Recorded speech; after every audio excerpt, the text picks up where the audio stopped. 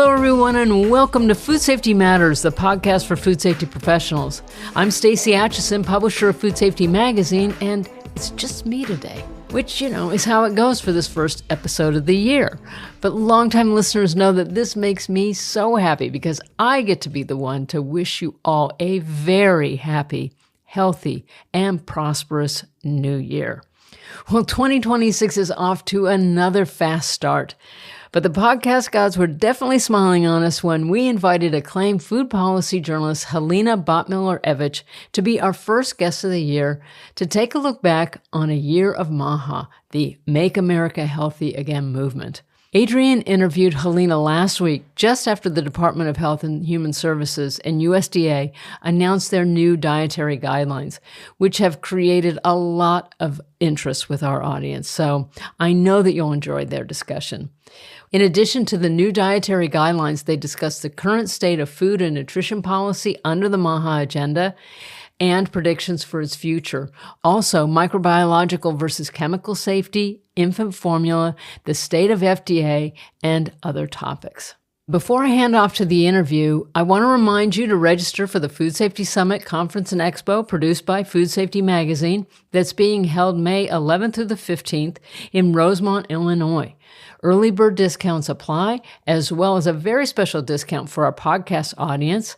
And to claim that, just use the code FSMatters20 when you register to get an extra 20% off of registration fees. So go to foodsafetysummit.com, check out the excellent agenda that we've got lined up for you, and we look forward to seeing you there. All right, now, back to the business at hand. Today's guest, Helena Bottemiller Evich, is the founder and editor-in-chief of FoodFix. She previously led coverage of food and agriculture at POLITICO for nearly a decade, winning numerous awards for her work, including a prestigious George Polk Award for a series on climate change and 2 James Beard Awards for features on nutrition and science.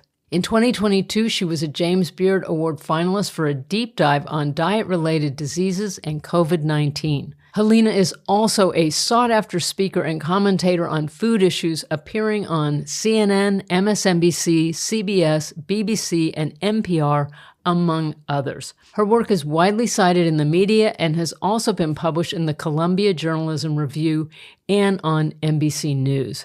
So with no further ado, here's their discussion. Well, welcome to the podcast, Helena. It's great to have you on finally. I am so glad to be here. Longtime listener, big time fan.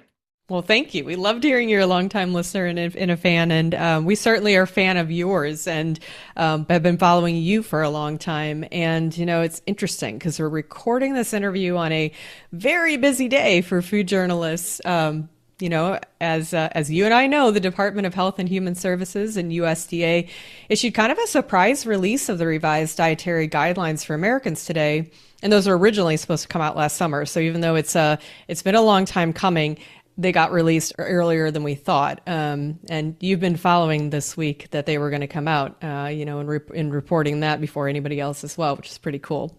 Now, you've been covering this topic of the DGAs and many others in food policy through your own publication, FoodFix, since mid-2022, and before that with Politico. And my first question for you is, what are your thoughts on today's release of the DGAs and the changes they recommend, and especially when it comes to things like health and safety concerns, ultra-processed or highly processed foods, added sugars, things like that?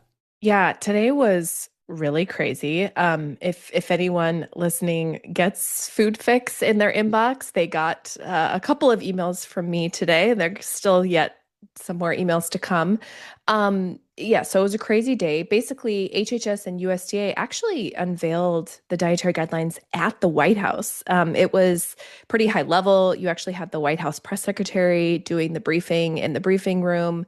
And I think the administration really sees this as a win. Like, they want to tout it. They launched a new website called realfood.gov, which is very slick and has all these graphics. We have a new food pyramid, which is upside down and looks a lot different from the old food pyramid, which Of course, we haven't actually had a food pyramid since 2011, but Right. I'll set Yeah. that one aside. We've had My Plate for a while, but a lot of people don't know what that is. So these are really big changes. We saw really big changes in the rhetoric from the government. I think the biggest takeaway was essentially that the government is telling people to move away from highly processed packaged foods, which, are the vast majority of the US food supply. So that message right there is, I think, clearly being communicated and is a big deal. Not everyone agrees with that message. And there's a lot of details within the guidelines that, I think in some ways it's sort of a mixed bag. Like a lot of experts would pick, I don't know, maybe 80% of it and go, yeah, the guidelines make sense. They're science-based. This makes sense. More fruits and vegetables, whole grains, trying to focus on whole foods. But once you get into the details, there's so much fighting over saturated fat, for example. The administration is saying that they're ending the war on saturated fat. That's what they call it. But they didn't actually change the recommendation, which is that people should try to do 10% or less of or fewer of their calories from saturated fat. So the message that, whole fat dairy's back, the message that, we should really be focusing on protein, which obviously is a big win for the meat industry. Like all of that message is being put out there by top officials. But if you actually look at some of the nitty-gritty policy, it didn't change as much as really, I think some people were expecting. It did significantly increase the recommendations for protein consumption. Mm-hmm. So just in general, that you're supposed to focus on more on protein. I don't know, anyone who's been on Instagram lately hears nothing about any other nutrient other than protein. So I think maybe that messaging ship has already sailed, but it really, I think, made a splash. Some experts hate it. Some groups were complaining today. You also saw some really interesting medical and health groups praising this as, common sense. So it's been a really interesting day. Yeah, absolutely. And I think, it is interesting that we didn't see, for example, the saturated fat recommendations change because, Dr. Makari had indicated that would probably be a thing that changed. Also, I think, with that kind of inverted pyramid that we see from the original food pyramid that we remember, that we saw growing up as kids. Oh, yeah. That the recommended serving size or serving levels of carbohydrates and grains are now significantly smaller than what they were. Mm-hmm. So just nutritionally, it's interesting, but then also, some of the language and the reporting around this, when the DGAs were released, saying please avoid highly processed foods, which it's interesting they use that term too, I think, because, yes, we've got the debate about, USDA and FDA issued the RFI last summer we need to define ultra processed foods, but UPF, now it's just kind of Yeah, but now it's kind of well, let's put that on the shelf right now and just call the bad stuff, quote, I'm using air quotes here, the bad stuff, highly processed foods. So I thought it was kind of a little bit of what appears to be a little bit of an interesting circumvention just with the UPS debate. But, they're essentially saying, try to use good sense and eat foods that are, have one or two ingredients on the label, which, mm-hmm. vegetables and fruits, which and meat, which they're really touting. A lot of those things are, do fall into that category. So it's a very interesting thing to see. So it's fascinating. And honestly, the semantics here, I think, those of us in wonk world and food policy world, have thought so much about this term ultra processed food and what it means and whether, we don't really have a definition for it. There's obviously Nova, which comes out of Brazil, but there's a lot of pushback on that because it just includes so many foods. It doesn't really, take into account the nutritional profile of a food. So when you look at the government trying to define it, because they haven't yet, it was this very awkward in-between where they're going to tell the American public to basically stay away from these foods, but we haven't defined what exactly we're talking about. But if you look in the document for all the food policy wonks out there, you can go into the appendix or the supplementary materials. There's about a 400-page document that came out with the shorter, 6-page dietary guidelines. And there actually is a definition for highly processed foods in there. And actually, I could read it to you because oh wait, no, I got out of all my windows. I always have a million tabs open, but it's interesting to go in there and look at what that definition is. And then, you know, what does it tell us about? I think it refers to like refined grains, and it kind of gives us a hint of maybe where this government is going in terms of defining ultra processed foods. But we now have two different acronyms. We've got UPF and we've got HPF. Yeah. So like, what are we doing? I mean, it's kind of confusing. However, I think you are totally right that like the overall message is being sent. Like what Secretary Kennedy said from the White House briefing room today was eat real food. That, it's like Michael Pollan, simple, right? What does he say? Eat real food, not too much. Poor Michael Pollan. I'm going to butcher his eat real food, not too much. Am I getting that right? Anyway, simple. I do think that the overall message is relatively simple, which, folks in the food industry, this is a nightmare for them. This is a huge L for the consumer packaged goods industry. I mean, it's a huge messaging push to try to get consumers to move away from packaged foods. So we'll see if it moves the needle. The other thing here is that like most consumers don't follow the dietary guidelines. We're not really meeting them. I do think they're very important in terms of how consumers think they should be eating. They do nudge overall trends for sure. I'm not saying they're not important. They are, but most people don't follow them. So, yeah. Well, it'll be interesting to see what kind of impact this has.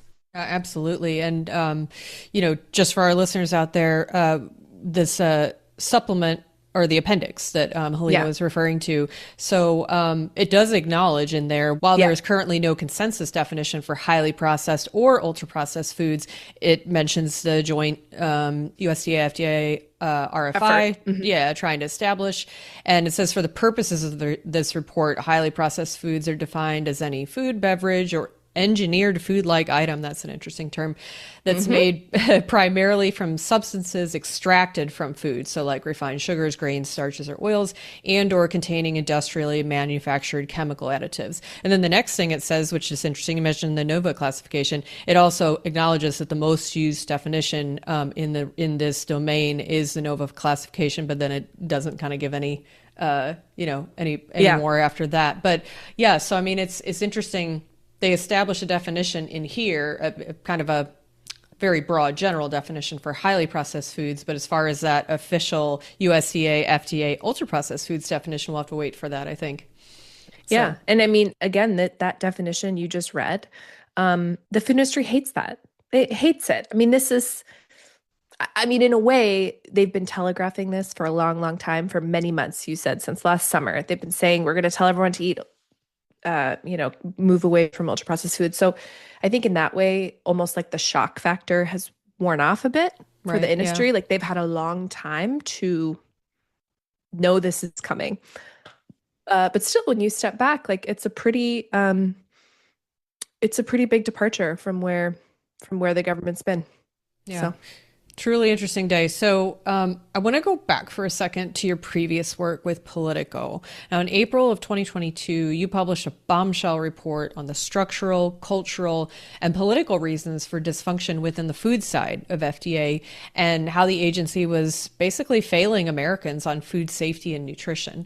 And one of the things your report really honed in on was, and brought national attention to FDA about, was the Abbott Nutrition infant formula Chronobacter outbreak and supply shortage that was happening at the time.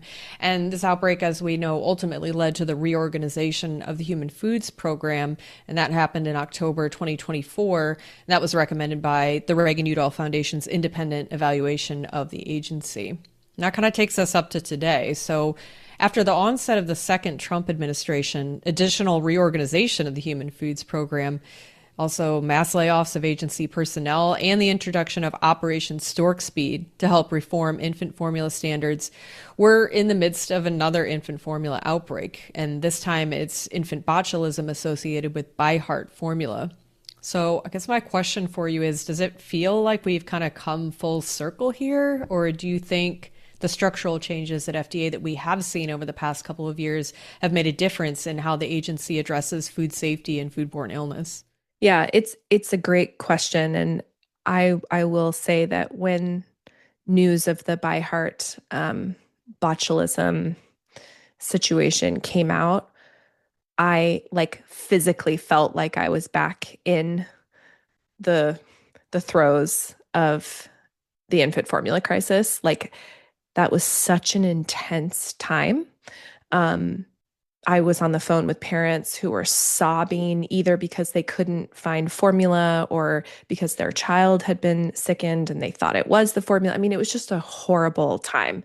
So when I saw this, I went, oh no, oh my gosh, here we go again. But the good news is with this situation, I mean, it's a horrible situation, but the good news, the silver lining is that we are not facing a supply shortage. And that was really important that, FDA made that very clear from the jump. I think it was communicated very well to try to make sure that people didn't panic and didn't like go out and, buy up a bunch of formula, which would be the natural response for, for parents. So I think the messaging and all of that was handled, in a way that made sense. There's just so many differences between that situation and the botulism, outbreak that we have been going through. I think when you look at, FDA right now compared to where we were then, it's clear that we have a single leader. We didn't have that. I've never talked to anyone who doesn't think that has helped. Just having a clear decision maker, having a leader in charge. And now, Kyle Diamantis, he seems like he has, a fair amount of political support or, he's like, they let him go on Fox News the other day. I mean, like he's able to be out there. I think having a clear decision maker matters a lot. We don't know as much about the timeline. I have not had the bandwidth to like go back and really do the like forensic analysis of like who knew what when. So it's a little bit hard for me to compare. Like, I mean, with the Abbott situation, they literally missed a whistleblower complaint, And I mean, it was bad. Like it was sent to several top officials. I mean, it was just such a failure on so many levels. And so in this case, I have seen no evidence that we are at that, in that same realm. And so there's some similarities, but there's some key differences. I think FDA right now faces a lot of different problems. You mentioned the layoffs, the staffing. They're trying to do Operation Stork Speed, which I think there's a lot of like political support to do that, but you need staff, you need experts, you need bandwidth, and they're trying to, they're trying to take on a lot of, food additive oversight work. I mean, Kyle Diamantis has been very clear that they don't have like limitless resources to do all this work. And so, I mean, I think the resource constraints are the same, but the leadership in terms of decision making, I think, is more clear than it was back during that time. So many of the problems, though, that I think have plagued FDA's foods program are still an issue today. The funding situation hasn't gotten any better. Diamantis has been saying, I don't know if you've heard him use this stat recently, but he's been bringing it up more in different speeches or media appearances. He notes that, FDA Foods has this very expansive mandate. I mean, the U.S. food supply or the U.S. food market is among the, is the biggest in the world. Hundreds of thousands of facilities, like a huge, huge job. And the budget for the foods program, he says, is like smaller than the Dallas school district. That's an interesting stat. Yeah. And I mean, that just kind of just like hits home. I think it's a very effective stat because it hits home just like the fact that the foods program, I don't think has ever been funded at the level that would be commensurate with the job American consumers already expect and assume that FDA is doing. And that is just a fundamental problem. And that's not to say that there are not cultural issues, leadership issues, like all of that is real, but the resource constraints are just such a fundamental, they're just such a fundamental problem. So I think, that's just something that needs to be fixed at some point. I don't know what the number is. I don't know what the solution is. Even the Trump administration came in and asked for more money for the FDA's foods program. Yeah. They're trying to cut a lot. This was like during Doge, and they came out with a budget that was like, we need to increase the budget at FDA Foods. That should tell you something, I think. Yeah.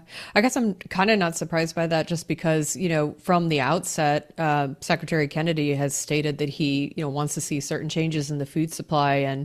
So, I mean, if you're going to be taking additives and colors and other things out of food and replacing them with, reformulating essentially, then, that's going to take some time. And then, of course, he's a big proponent also of just making a healthier food supply. Well, making a healthier food supply requires a lot of different things and a lot of cooperation from different angles. But I mean, it's a big job. Like they gotta figure out what GRAS substances are even on the market.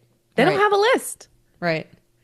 Yeah. So, just some of these basic things, again, that you go back to, like, consumers assume, of course, FDA knows these things and has, much more oversight on it than they actually do. So, I do think it makes sense considering the focus, but, it again should just be a reminder that even a administration that's come in and been, I think, more focused on shrinking the size of government and also trying to be more deregulatory still was like, we need to bolster this program. Yep. Yeah, absolutely. And I kind of want to dig in deeper into the Trump administration's impact on food policy, food safety, and nutrition. And, both of us have discussed at length throughout our media the Make America Healthy Again, or MAHA movement, and how that's been a politically charged game changer for American food policy. Robert F. Kennedy aligned himself with Donald Trump back in August of 2024 to create that MAHA movement. And we've seen the movement take on some unexpected food safety and nutrition concerns through two major policy reports, new regulations and guidelines, and also industry coercion. And MAHA seems to have pretty significant grassroots support from concerned Americans, especially parents on both sides of the aisle.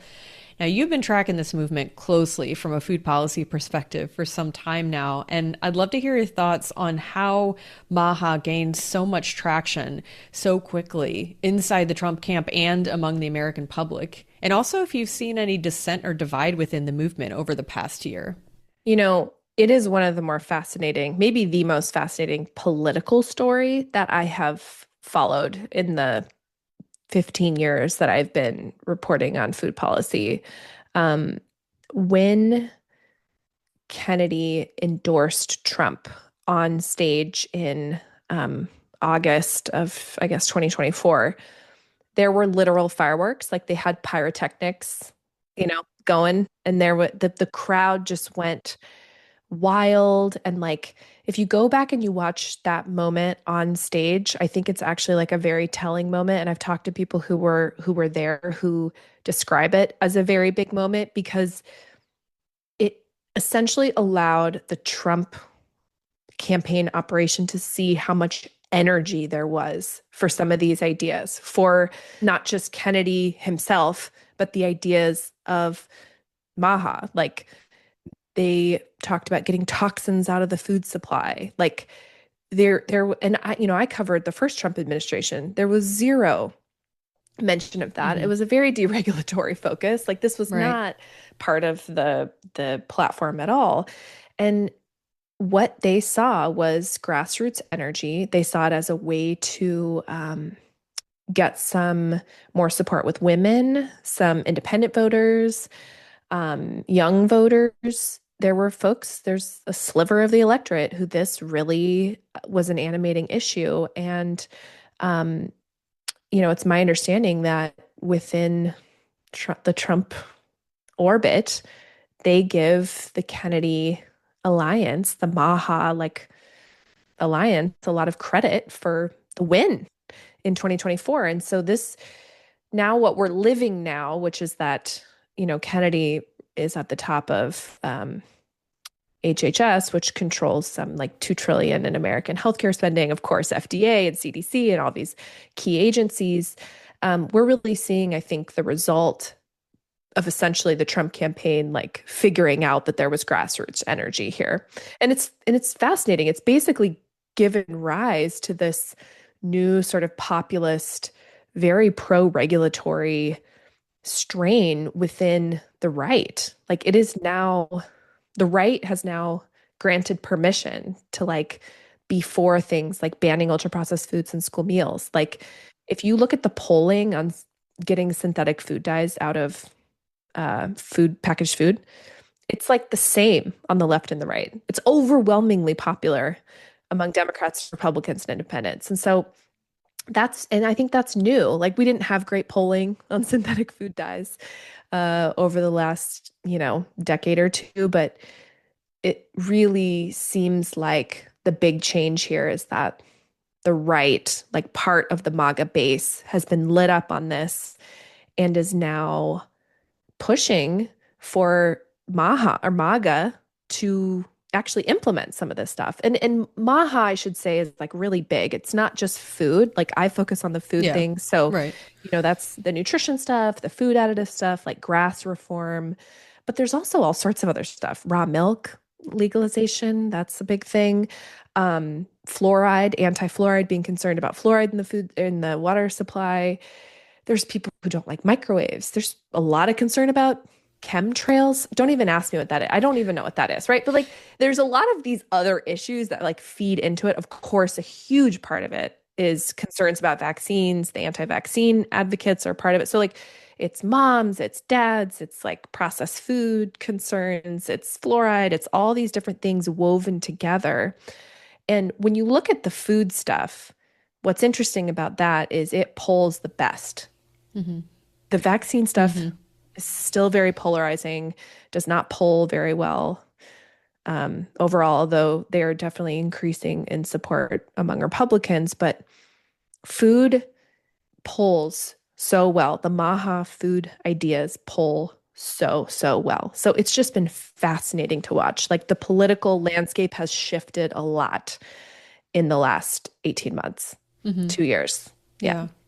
And, I think it's really interesting because a lot of the ideas that the MAHA movement are pushing with regard to the food supply, we kind of saw, from a regulatory or legislative perspective, kind of saw some of that kicking off back in 2023 with the California Food Safety Act. And that was the first legislation of its kind that was pushed through saying, hey, we're not going to have certain things in the food supply in California anymore.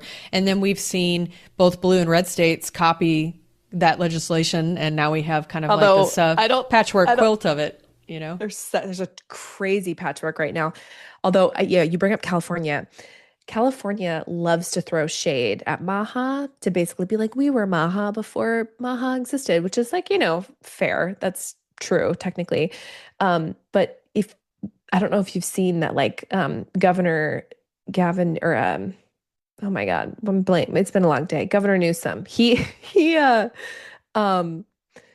like put out a statement that was basically like, we're actually taking action. Like in Washington, they're not doing anything. Like he's kind of trolling like RFK to be like, in California, like we're actually defining ultra processed foods and like pushing them out of school meals. Like they kind of got into a little bit of a back and forth about it. So, which also is interesting that you have folks on the left and the right seeing this as a winning issue, right? They see this as a popular issue that they can like, they can push for.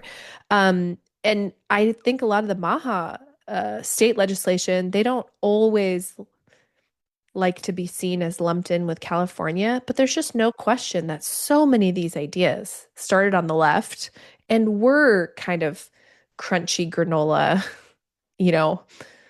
California coded things. Like it's just no longer, I think that's the big thing. It's no longer left coded. Some of this stuff is just broken out of that political sort of binary, and it's a little bit more nonpartisan or cross-partisan now. Yeah, no, absolutely. And that goes back to what you said about these food issues within MAHA polling so well, is that, I think people on both sides of the aisle like agree that they want to eat healthier. They want a healthier food supply. There are things that we know that we've discovered, over the past decades, this is not so great to be putting in our bodies. So, but Also, there's a lot of nuance, and Yes, you yes. point that out too. But Under Secretary Kennedy, the MAHA movement's taken on multiple food safety and nutrition concerns. We talked about removing synthetic food dyes from the food supply, closing that generally recognized as safe or GRAS ingredient loophole. Tackling the health harms posed by ultra processed foods or highly processed foods or whatever we're calling them now, and lots of other concerns. So I guess my next question would be for you, what do you see as MAHA's major accomplishments since the Trump administration took office for the second time? Yeah, I really try to think about this a lot because the rhetoric has shifted so much. Like the rhetoric coming from top officials. Like I've been in the room where Kennedy has literally said we're being poisoned. Like he has said he suggested school meals are poisoning children. I mean, he's just very blunt and just unlike any other cabinet official I've covered, right? In terms of the rhetoric. So the rhetoric has changed a ton. But if you actually look at the actions taken, not that much has actually changed. Okay. So, like FDA's Federal Register, like regulations.gov, you go to FDA, like it's just, there's not a lot happening there. Um, their GRAS reform proposed rule has gone to OMB. We don't know when we'll see it, but that is a tangible, you know, policy proposal, regulatory change that is like moving forward, but we haven't seen it come out yet. So I think that is like a real thing on the horizon. On the USDA side, the one very significant policy change we've seen is allowing states to do SNAP restrictions. So SNAP purchase restrictions, which means that like actually 18 states now have been approved to ban certain things from their SNAP program within their state. So sugary drinks, or some are doing sugary drinks and candy. In Florida, they're doing sugary drinks, candy, and like highly processed packaged desserts, but not baked in store desserts. So like it gets complicated really quickly. So that's a big change. I mean, we're talking millions of people as of this month, and then other states, a few states have already implemented, and then more states are rolling out this year. That is a really big change for, millions of low-income consumers that depend on SNAP. They are no longer able to buy certain foods with their EBT benefits. And that is a big policy change. What's interesting though is it's not a regulatory change. It didn't require putting something in the Federal Register, changing regulations. It was USDA changing its stance on approving state waivers. And so what I think we've seen is that in places where the administration can move without throwing out or proposing a lot of big regulations, they're starting to do those things. Right. Yeah. But the big question, I think the big tension within MAHA is how does this administration push forward what MAHA expects without regulation? I think that's really like the fundamental tension here. GRAS reform is a good example of where like there was no reasonable path forward for FDA to say we're going to tighten up food additive regulation without, or like address food additives at all without looking at GRAS. Like, I mean, there just was no way. And, Kennedy made clear that was a priority very, very early. So I think that makes sense. There's a lot more tension over things like, I know there's tension within the food industry on GRAS reform, but it's nothing compared to the drama we're seeing on the EPA side. There's a ton of fighting over pesticide approvals and PFAS regulation in water and like phthalates. And I don't cover a lot of that. I don't cover EPA really very much, so I'm not as privy to it. But I've been watching MAHA, the movement, push back so strongly against Administrator Lee Zeldin anytime EPA comes out with something that's like seen as industry friendly, and the MAHA moms are furious. And like he is trying to find ways to appease them now. So I think we're seeing some of the ways that the MAHA movement is trying to flex its muscle. And so we're starting to see like what are the limits of the power there? Like where can they show influence in Washington. They did succeed, the MAHA advocates, recently in helping members of Congress. They pressed to get some, they call it like the pesticide immunity shield language. There was a provision in a spending bill as a writer. Anyway, not an expert in that whole saga, but basically the MAHA advocates, left and right, progressive groups also pushed back. They pushed back so hard, they were able to get that pulled from the spending bill recently. So, there's just a lot of, I think, tension inherent in the MAHA-MAGA alliance, because MAGA, which predates MAHA, did not care at all about these issues and actually was on the other side of them a lot. Like the very first thing Ag Secretary Sonny Perdue did when he came into office in the first Trump administration was like roll back some of Michelle Obama's school meals regulations. Okay, that was the stance then, and he called it like making school lunch great again or something. Now, fast forward to today. Today, I saw the Ag Secretary Brooke Rollins in the White House saying, we're going to update school meals and we're going to make them, follow these guidelines we just rolled out. I mean, that's a huge political shift in the Republican world to do that. So we're starting to see like, where are these shifts going to turn into real policy? We'll see. And where are they not? Where is it just rhetoric? Yeah. And I think that this 2026, I think it's going to be a really key year to, suss out where is this just talk and where is it going to lead to like substantive federal policy change. And it's going to depend, I think, issue by issue. Yeah, I agree with you. And it certainly has been interesting to watch. And I think when you talked about that tension, within the movement and MAGA, MAHA, but then also, I think just between industry and the administration, right? So that final MAHA strategy report that was released in September actually got quite a lot of criticism for certain things, including like reliance on voluntary industry cooperation for food system reform rather than enforceable action or like regulation. And then also there was reduced emphasis on certain food safety issues like pesticide residues and PFAS. But I guess that kind of leads me into asking, where do you see the major shortcomings of the MAHA approach to food safety and nutrition policy, and especially industry regulation? Well, I mean, I think one really clear one is that there is no focus on microbial food safety. Like I hear nothing about, being concerned about foodborne illness outbreaks. I'm not saying the Trump administration isn't. Like, of course, they took action in the botulism situation. They're constantly investigating multiple foodborne illness outbreaks. Like, obviously, I think that is all still happening. But if you just look at MAHA as a movement, keeping food safe in the traditional sense is not really part of it. They're much more focused on chemical additives, contaminants. I think one place where there would be some overlap would be things like heavy metals, in baby food or different other consumer products. There's just so much more focus on that, on pesticides, on PFAS. I mean, one thing I think doesn't get enough attention is the microplastic situation. If you talk to you spend any time on any of the MAHA influencer accounts, or if you spend any time talking to big MAHA supporters, they're super concerned about microplastics. What on earth is the government doing?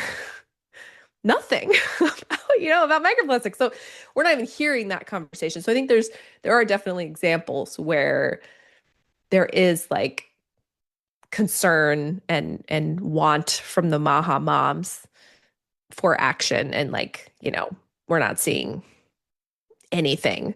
Microplastics, I will say, is a hard one because, well, lots of these issues are hard, but microplastics is particularly hard because it's everywhere. It's clothing, it's our water bottles, it's our food containers, it's the restaurant containers, it's yoga pants, it's like all the things. And so it's almost like, where do you even start? There's a lot of issues like that I think like cross different agencies, and they're not getting attention at all. And one of the things the MAHA folks were really angry about is that EPA has been approving a couple of pesticides, which environmental advocates argue act very similar to PFAS in the environment. And so they're like, okay, well, it's great that we're getting food dyes out of M&Ms eventually. If, I guess the West Virginia is having they did have a judge intervene in that recently. We'll see where that goes. Challenge. Yeah. We'll see where that goes. But, they're like, basically like, it's great that we're getting food dyes out. Like, I support that, but I also don't want, PFAS, more PFAS in the environment, or I don't want these other pesticide products to be approved. And so, there's a lot of inconsistency, I think, at times, to put it mildly. Yeah. Yeah. I feel like they're definitely looking at certain issues, but then others is kind of like just turning the other way, right? So not looking at that one, but we will look at these. So, and it's like it's so typical though with food safety though. It's that like, and I used to experience this so much when I still cover food safety, but I used to focus on it full time. My very first journalism job was actually helping launch Food Safety News, but whenever I focus, I spent like the first 5 years of my career focusing on food safety, and nobody pays attention to it until there's a crisis, right? There's a crisis, and then everyone's like, oh my gosh, what are we doing about food safety? And the way you have a safe food supply is to have like consistent, boring focus on things like keeping pathogens out of food, right? Like these are, technical problems, cultural problems, economic problems that like deserve a lot of focus. And I think some of those quote boring topics are not really going to excite the masses. So, yeah. Now, like we've been talking about, MAHA really wants America to have the safest and healthiest food supply in the world. And as part of its efforts to address chronic disease and diet-related health issues, and particularly among children. They really, really care about kids more than anybody else. So do you think that MAHA can accomplish its goals through its deregulatory approach and also with this greatly reduced workforce we were talking about? No, I don't think there's any vision of the MAHA agenda succeeding without some level of regulation. You can't transform school meals without regulation, without changing those rules. You can't, crack down on PFAS in water or soil without some level of regulation. Certainly there's like different innovations that can come along and help with these challenges, but it's, you can't close the grass loophole without going through a regulatory process. So I think we'll have to see if MAHA gets somewhat of a pass sometimes on the deregulatory stance. We don't know the answer to that yet. I have also heard Kyle DeMontis, I've noticed recently, he has started saying, we can't regulate our way out of the diet-related disease, crisis that we're in. And so they're also trying to make the case, which I do think makes sense, that part of this is shifting culture. Part of this is shifting, consumer awareness and education. And I do think consumers are shifting right now. I think part of it's generational. Part of it's like Gen Z and millennials have different habits. Part of it's the GLP-1s that are scaling, right? Yeah, more and more households. So there's a lot of things that are changing and that are putting pressure on food makers to sort of adapt.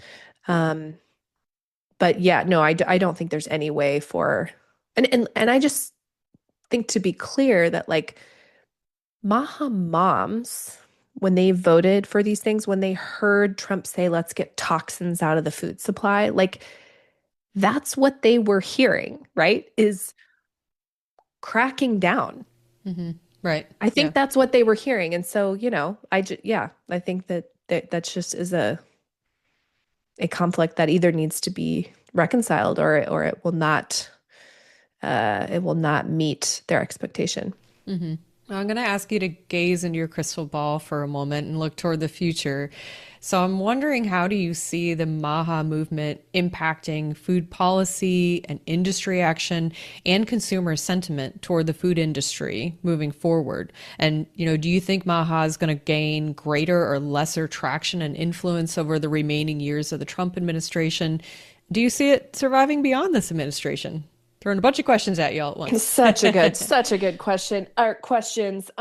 So I do a food policy podcast called Forked, and recently my co-host Ted asked me to make a prediction, and his prediction was that MAHA has peaked, and that it is all down here from here. Like it's just like we hit the apex, and they're going to lose nothing but lose power. And I don't know. I said, I think this year, 2026, MAHA faces a lot of tests.